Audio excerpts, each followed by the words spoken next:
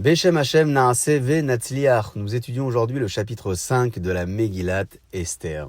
Le troisième jour de son jeûne, Esther s'était raffinée spirituellement à un degré tel qu'elle fut enveloppée d'une inspiration divine, d'où elle comprit qu'elle avait été en train de mener le plan d'action adéquat. Ainsi confiante dans sa stratégie, Esther se vêtit de la parure royale et se présenta dans la cour intérieure du palais du roi face à l'entrée de la chambre du roi et salle du trône. Le roi était assis sur son trône royal dans le palais face à l'entrée de sa chambre. Lorsque le roi vit la reine Esther debout dans la cour intérieure, elle plut à ses yeux. Le roi tendit à Esther le spectre d'or qu'il avait dans sa main. Esther s'approcha alors et toucha l'extrémité du spectre. Le roi lui dit: qu'est-ce qui te préoccuperait d'Esther? Et quelle est ta demande? Me demanderais-tu jusqu'à la moitié de l'Empire que ceci te serait accordé? Je te donnerai tout ce que tu demanderas à l'exception du projet que l'Empire n'a qu'à moitié achevé, à savoir le temple des Juifs. Ainsi nous enseignent nos sages. Achashverosh refuse alors à ce moment-là la construction finale et achevée du Beth Amikdash. J'ai déjà réaffirmé le décret de Cyrus empêchant sa reconstruction et je ne changerai pas d'avis.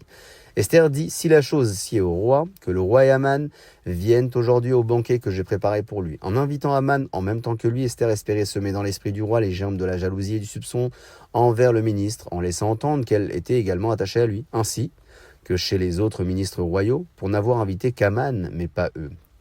Le roi dit presser Haman pour qu'il accomplisse la demande d'Esther. Le roi et Haman vinrent au banquet préparé par Esther.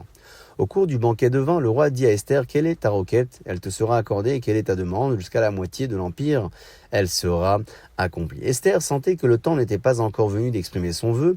Le roi ne se méfiait pas outre mesure d'Haman. Et elle n'avait remarqué non plus aucun signe divin indiquant que la chute d'Haman était sur le point de se produire. Aussi répondit-elle en disant: ma demande et ma requête sont les suivantes. Si j'ai trouvé grâce aux yeux du roi, s'il plaît au roi de donner suite à ma demande et d'accomplir ma requête, que le roi et Haman daignent venir à un second banquet que je leur préparerai demain. Je promets que demain, à ce banquet, je ferai ce que le roi m'a demandé de faire depuis notre mariage.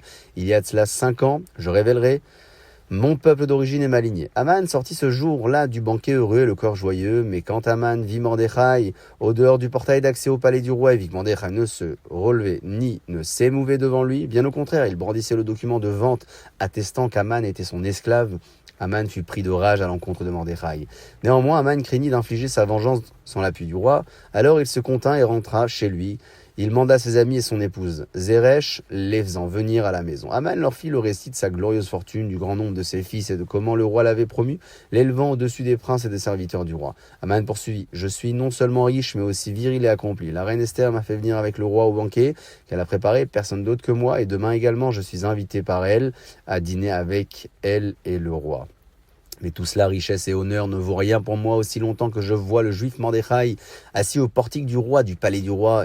Il arbore toujours l'acte de vente attestant que je suis son esclave, et qui plus est, en ma présence.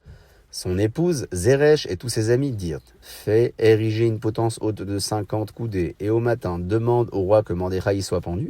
Ainsi, tu pourras te rendre allègrement avec le roi au banquet. Le plan plut à Haman, et il dressa la potence. Ainsi s'achève la traduction et l'explication du chapitre 5 de la Megillat Esther. Baruch Adonai Leolam, Amen et Amen.